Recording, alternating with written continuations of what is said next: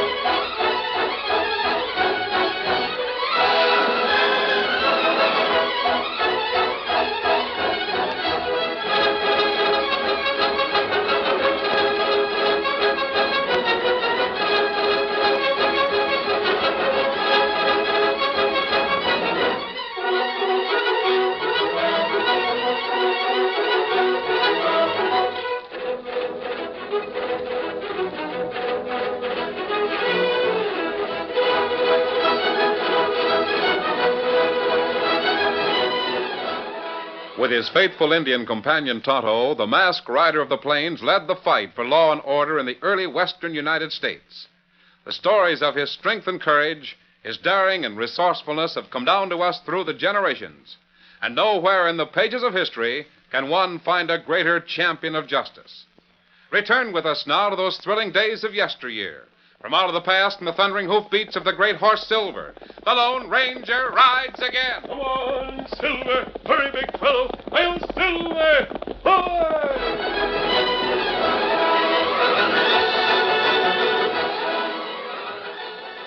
The people of Greenville had lost track of the number of days since the last rainfall. Not even the oldest inhabitants could remember so long a spell of unbroken heat. The nights were almost unbearable, with no breeze to stir the hot air, and the days were worse. Heat waves shimmered above burnt grass and parched earth. Day after scorching day, the sun beat without mercy. The streams had been dry for some time. One by one, the water holes were drying up. What few remained were guarded by men with loaded rifles. A dull, oppressive atmosphere shrouded the town. Few people were to be seen. Dogs sought what shade they could find and lay panting, too indolent to move. Horses and cattle seemed to sense that death was near and stood just waiting, too languid to flick a tail at droning, biting insects. The little boy whimpered in discomfort. His parents looked at him and then at each other, with hopelessness in their eyes. Mommy, I'm so thirsty. Here, Sonny. Here's some water. Drink it. But I don't like it. It doesn't help, and it's so warm, and it doesn't taste good. Tastes a little brackish, Bobby, but it's all right, and it'll do you good.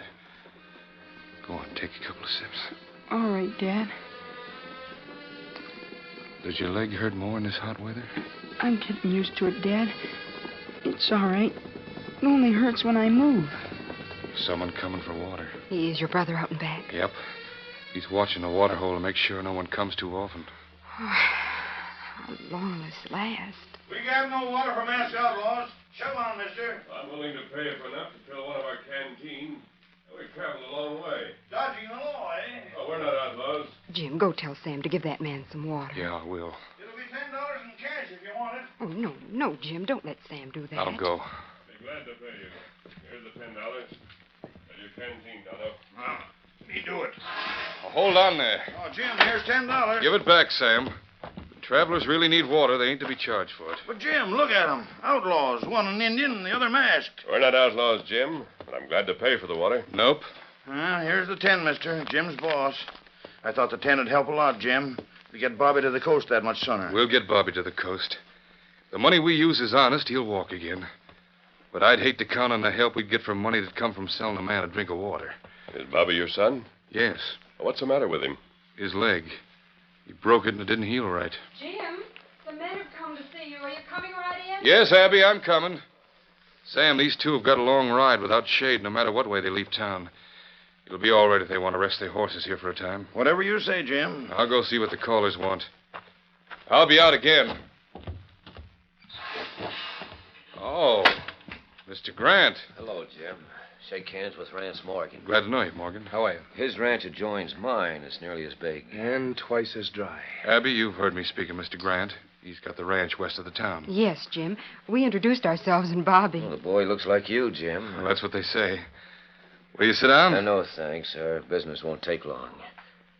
Jim, the drought is going to lick us if we don't do something. Yes, I know it is. We represent a committee. What can we do? Have you ever heard of the Rainmaker? Oh, those fakes. I've heard about 'em, Mummy. They make explosions and bring the rain. Nonsense, Bobby. Mr. Grant, you can't be serious. Yes, ma'am, I am serious. Grant, you don't take stock in rainmakers, do you? Well, ordinarily, Jim, I don't. Barnaby Boggs is different, Jim. He's got a mighty fine reputation. Barnaby Boggs. I never heard of him. He charges a lot of money, but he guarantees it'll rain when he takes a job. Sure it will rain, but how He soon? guarantees rain in 24 hours or he don't charge a cent. But how can he do that? Well, he does it. I heard what you said, Grant. Oh, hello, Sam. This is Morgan. Yeah, we met. Sam, is the masked man gone? Oh, he and the Indian with him are resting their horses. Grant, I don't take stock in those rainmakers. But, Jim, Boggs is different from the others. Things have reached a point where we've got to try anything that offers any hope at all. Now, I've been in touch with Barnaby Boggs. He'll come and make what he calls a survey to see if he can help us. He's on his way from Tombstone. And if he can't? Well, nothing lost. There's no charge. If he decides to tackle it, he guarantees rain in 24 hours or we don't pay him. How much if he does bring the rain? $5,000. Oh, that's an awful lot of money. Yes, it is a lot to raise right now. Most of our cash is tied up in livestock. I've got a list here. Now, I put in 200, Morgan 400. We wouldn't come to you if we didn't have to, Jim. Jack Miller told us you were our last hope to raise the 5,000. Yeah, but I've been saving the money to take Bobby to that doctor in the West Coast. Doc Sawtell wrote him. He can fix Bob's leg if I can get the boy to him. I've been saving for a year. Almost got enough.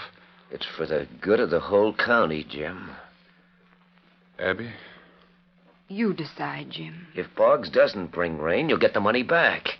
And if he does, you'll be the one that saved all of us in our crops and cattle. Well, how soon have you got to know? Right now. Boggs will arrive sometime tonight. And if he takes the job, we'll have to show him the cash and leave it with the express agent for him to collect when the rain comes. Wait a minute. Bobby, we can start over again and save up some more money. All right, Daddy. You'll have to be brave, son. You'll have to grit your teeth and wait longer than we figured. Can you do it? Yes, I can do it. Just a minute, Grant. I'll get the cash for you. Come on, Silver. You must stop. Barnaby Boggs was on his way. His impressive, brightly painted wagon was drawn by 4 strong horses. On each side, glaring letters boldly announced that Barnaby Boggs guaranteed results. In even larger letters were the words, danger, explosives, keep away. Boggs himself held the reins. He was a short, round man with a round, red face. To dignify himself, he wore a long frock coat and a high beaver hat. The Indian sitting beside him was dressed from head to foot in somber black. Yes, sir, my copper-skinned companion. $5,000 awaits us in Greenville.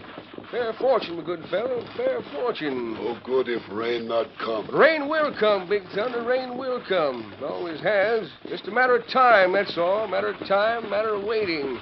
Rain comes eventually. You got powder enough make blast? Powder plenty. And for the consideration of $5,000, I'll give those dear, good, trusting people of Greenville an explosion that'll fill the air with flying dirt, shatter windows and houses. Ah, Greenville, Greenville. How I love the name. 2 men ride this way. You see? Ah, yes, yes. Doubtless a committee of welcome to escort us into town with honors. Reception committee, yes. Hey, Big Thunder, one of them's got a mask. See.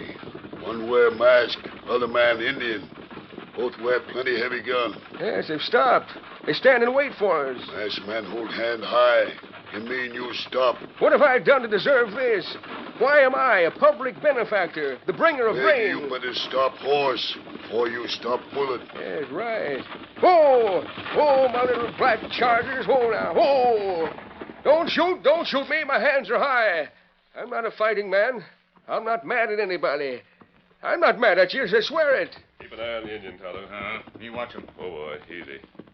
I haven't drawn a gun, Boggs. Put your hands down and be comfortable. I'm not armed. I'm a helpless scientist. Barnaby Boggs, a Rainmaker. I know who you are. I wanted to talk to you. Talk? Is that all you want, sir? Yes. Well, now, if you'll just let me I explain. said I wanted to talk. You listen for a change. Boggs, you're not taking any money out of Greenville. Nothing you can do will bring rain. But my record, sir, my past success, I guarantee results. I know what your success has been. Oh. Still on that Hopi Indian who works with you. You know him, Tonto? Me know him. Him named Big Thunder. For many year, him chief medicine man in Hopi village. Him lead snake dance for rain. Boggs, the Hopi Indians have a mysterious way of knowing when it will rain. No one knows how they do it, but everyone knows they can do it. That friend of yours can foretell rain many days ahead. When you get to a community, he studies conditions and tells you if rain's to come. If so, you go into your act. At the right time, you fire a lot of blasting powder. The rain comes, and you take credit for it. Yes, who are you that know my professional secrets? Get on your way, Boggs. Remember what I told you. You're not doing business in Greenville. Yes. Get up. Get along there. Hey, get up. Me never see fella more scared. He was frightened, Tonto. But $5,000 is a great temptation. That right. You'll return to Greenville tomorrow. Make sure he follows instructions. The next day, when the Lone Ranger and Tonto rode into town, they saw a lot of activity in spite of the oven-like heat. Men were digging in the hill near town, while others hauled heavy kegs of blasting powder to the holes that had been dug. A block and tackle was rigged from the flat roof of the two-story hotel, and a cannon was being hoisted. Another cannon was already on the roof, with the muzzle pointed skyward. Tonto, this doesn't look as if Boggs is leaving. That's right. It's a good thing we came. You talked to Boggs? Yes, Tonto. There, Boggs, down yonder. Him fill balloon with hot air. Oh, wait, there's Jim. I'll speak to him first and see if he knows anything. Hi there. Hello, Jim. Things sure are humming today. Boggs had 2 barrels of water on his wagon. He's given it to the men that are helping him. He seems to have a lot of help. Sure, he told everyone that the sooner they got the arrangements made, the sooner he could bring the rain. He said that, huh? Yeah. Oh, say, look, I was going to speak to you yesterday. I was tied up with Mr. Grant. You rode away before I got through. What did you want to speak about? Well, the doctor here in town has traveled around a lot, and he's brought back a lot of stories. He's told my youngster stories about a man that wears a mask. He has? This man's known as the Lone Ranger. He rides a horse that he calls Silver. Does Bobby like those stories? Oh, you bet he does. Jim, how long did Boggs investigate conditions before he decided to undertake this assignment? Well, that's the funny part of it. How's that? Well, he came into town about sunset and got a rousing welcome. We helped him put up the horses in the stable and lock up his wagon and paraded him to the hotel where there was a room set aside for him and one for his helper. Yes? And then he gave a talk. He said that he was sorry, but he couldn't do anything for us. Well, you can imagine how that affected everyone that heard him. We tried to talk him into doing something, but he said he couldn't. He had to leave here first thing in the morning. What made him change his mind? Well, no one knows. When did he change his mind? Well, he went to his room, and most of the men went home with the sorry news. Some of us stayed around the hotel wondering if there was anything else we could do. Then Boggs came into the hotel cafe. He said he'd changed his mind. He'd take the job. He asked for men to help him start in at daybreak today. All right, Jim. Thanks. Well, is there anything wrong? Don't worry. Tell Bobby the Tonto and I'll be in to see him soon. I'm going home and tell him that right now. He'll be the proudest kid this side of the Mississippi. What do you think, Kimasabi? I want to know why Boggs changed his mind so suddenly. Come on, Tonto. Come on, Silver. Get him up, Scout.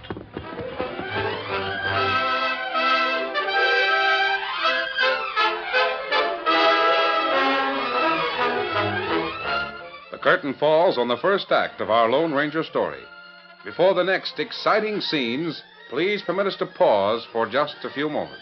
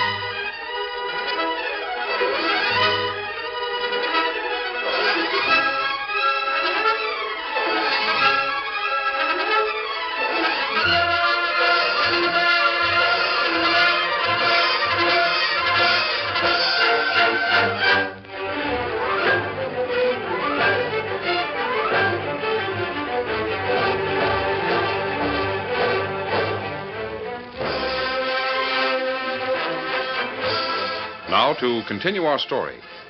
Barnaby Boggs, the Rainmaker, had promised the Lone Ranger he would not take cash from the people of Greenville. Yet, when the masked men and Tonto arrived in town, they found great preparations underway. Boggs had half the men in town helping him prepare his blasts. At intervals, he filled paper balloons with hot air and released them. Then he watched through a telescope as they floated upward. I ain't seen a cloud for the past 4 weeks. Yes, you don't see any stars up there either, do you? Not in the daytime, of course not. But you know they're there, huh? Yes. You see, my good man, science is a wonderful thing. Yes, indeed. Wonderful thing. Hey, look, that balloon is most out of sight now. But it served its purpose. Now I must proceed with my calculations. Boggs. I'm busy now, my man, very busy. But you hear what me say. Busy now. Oh, it's you. Yeah, you go to room where you sleep. But I can't. Fellow with mask, talk to you there. Yes, that's what I was afraid of. You see Lone Ranger in hotel room. Him wait there for you. Lone Ranger? That's right. Oh, should have known. The mask, the horse, the unparalleled dislike for anything that smacks of the charlatan.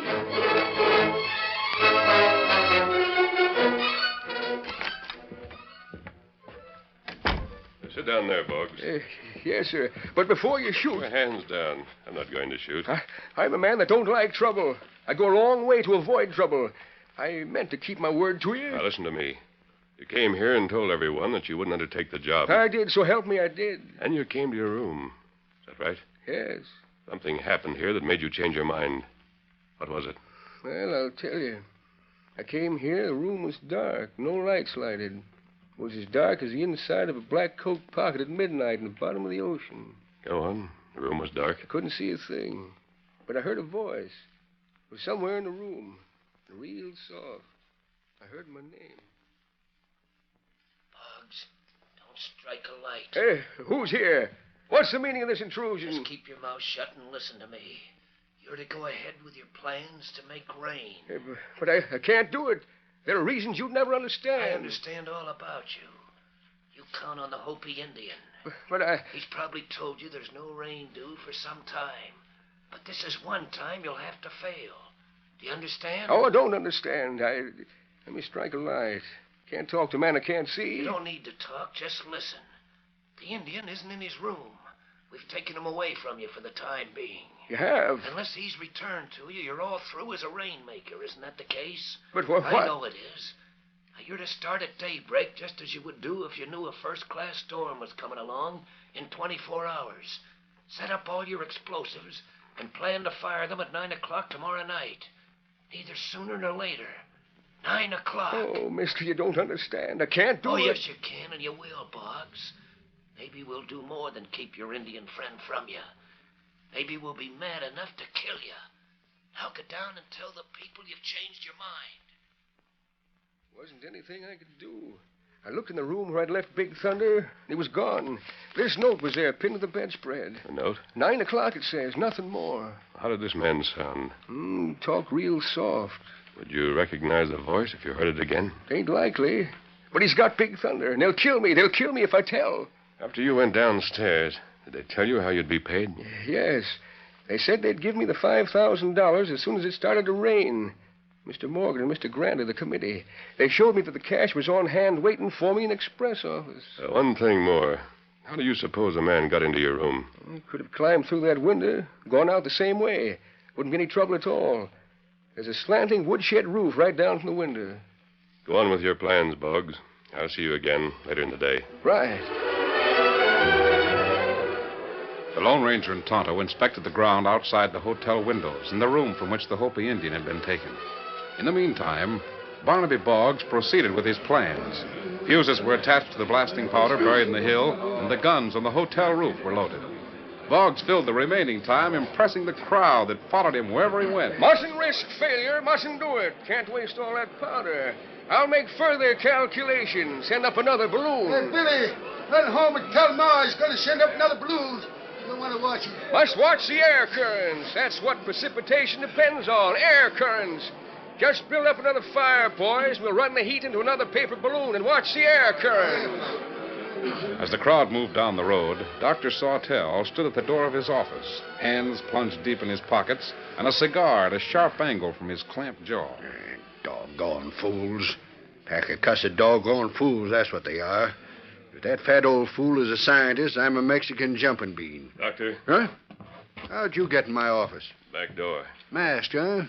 What's the matter? Got a bullet you want removed from your hide? Why are you here? Yesterday, while I was getting water from Jim, I heard about his son, Bobby. You've told the boy stories. Jim mentioned you. Said you had a horse called Silver. That's right. I'm glad to meet you. Bobby'd be mighty glad to see you. What can I do? I came to ask you what chance Bobby has. Here's the situation. He broke his leg, and it didn't mend as it should. The bones didn't come together right. Dr. Chester can reset the leg, and the boy will be all right.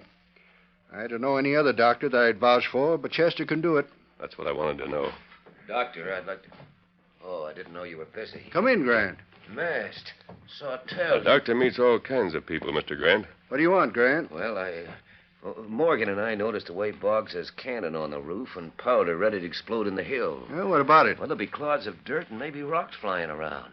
The blast might break windows. I, as the one who brought Boggs here, well, I'd hate to be responsible for any injuries. Now, don't you think it'd be a good idea to have the sheriff order everyone out of the center of town? Maybe so. Yeah, that's just what we thought. I'll suggest it. Now, he'll tell the sheriff it was my idea. People will grumble about me being an old fuss budget. He'd probably tell the sheriff you're treating an outlaw, too.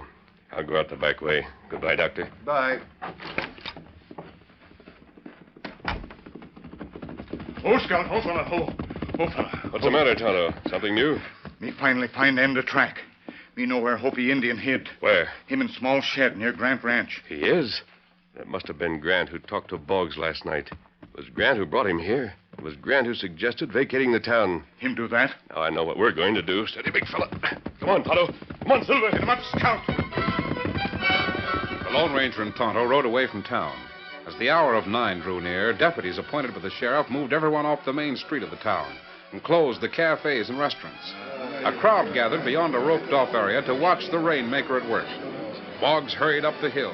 He lighted the long fuses, then ran for the hotel. He went to the roof and stood beside his cannons. A moment later, great blasts came from the hill. There goes the hill. What a blast. Did you see the dirt going up? Wish I could have helped him. Watch the roof. Boggs is touching off the cannon. There she goes. That was the Oh, now stand aside. I can't see. I hope he knows what he's doing. $5,000 he better bring, Rain. Watch the other cannon. Look at it go up. See the shell going up? Now watch that spark of the fuse. Watch it. It'll explode in the air. There it goes. Can't hear it yet, the sound. Hey, folks, there's your fireworks. It's all over. The crowd broke. Most of the men headed for the cafe, where Boggs had left a full barrel of drinking water as a sample of his wares. Boggs joined the crowd and tried to answer countless questions as to how soon the rain would come. Then, Red Riggs, the owner of the cafe, came from the back room with a yell. Someone has robbed me. Boggs, what do you got to say about it?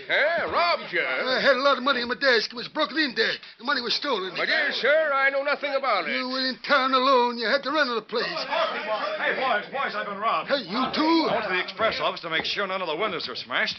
And every dime of the Wells Fargo cash, a lot of money orders, and the $5,000 we'd collected for Boggs was gone. The place was cleaned out. Gentlemen, I plead not guilty. I don't know a thing about it. Oh, wait a minute, Boggs. Yes, sir, Mr. Morgan. You had an Indian with you when you arrived. Where's he? I can't tell. I don't know. Oh, look at his face, boys. It's clear as day. That Indian dropped out of sight to loot the town. So that's why you suggested having the people moved out during the blast. No, gentlemen. I don't know a thing about it. But now the Indian's probably on his way to the next meeting place. Boys, I suggest that we make Boggs tell where the Indian and his accomplice has gone. I'll answer that. Hey, the masked man. Another accomplice. He's no accomplice. That's the Lone Ranger. Grant, you suggested that Big Thunder, the Hopi Indian, be brought in. Well, the sheriff will do just that. Here's your friend, Boggs. For Big Thunder. The thief, the robber, I demand. Grant, before you make any demands, let me tell you that Big Thunder has been with the sheriff since late afternoon. That's right, Grant. I got him from where you tied him up in the shed on your ranch. He couldn't do any robbing because he was with me and Doc. Grant, why did you tie him? So it was you, Grant, who came to me last night. You demanded the explosion. Now, hold on. This won't find the stolen cash. Maybe the sheriff's in cahoots. Wait. Boys, there were other places looted during the bombing. Those that did it were watched all the time. Grant and Morgan, turn out your pockets.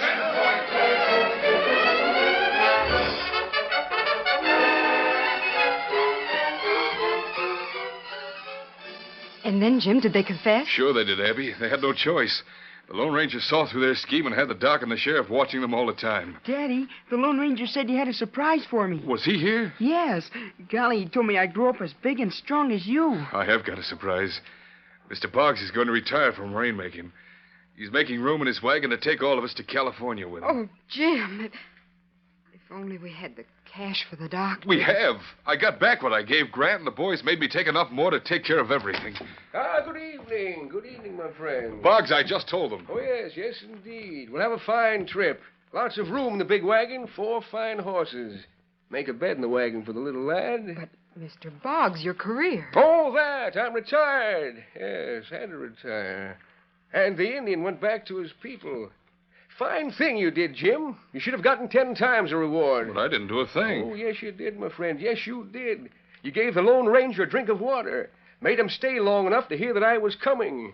Well, one thing led to another. He stayed, and the crooks were caught. If he hadn't have been here, I'd be decorating one end of a rope with this time. Well, that's one way of looking at it. And, by the way, it started to rain. Rain? Yep, that's right. But it would have come anyway. I had nothing to do with it. Oh, it'll be nice to be an honest man again. Yes, sir. I'll get into an honest business when we get to California. What will you do there, Mr. Boggs? My dear, I've got an invention, a scientific marvel of the age. I'll sell it far and wide. It's snake oil. Good for rheumatism, aches and pains, heartburn, headache, neuralgia, neuritis, pneumonia.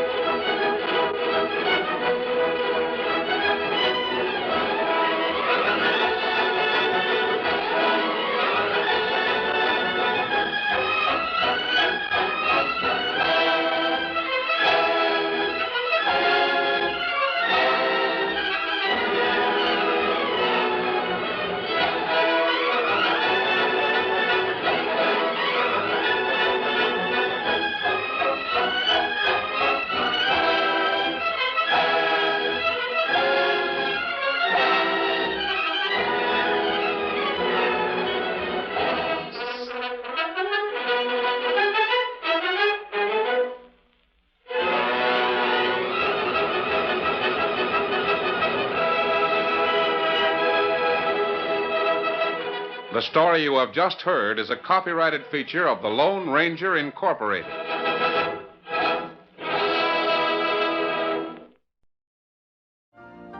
You've been listening to the OTR Gold Network. Find more classic radio at otrgold.com.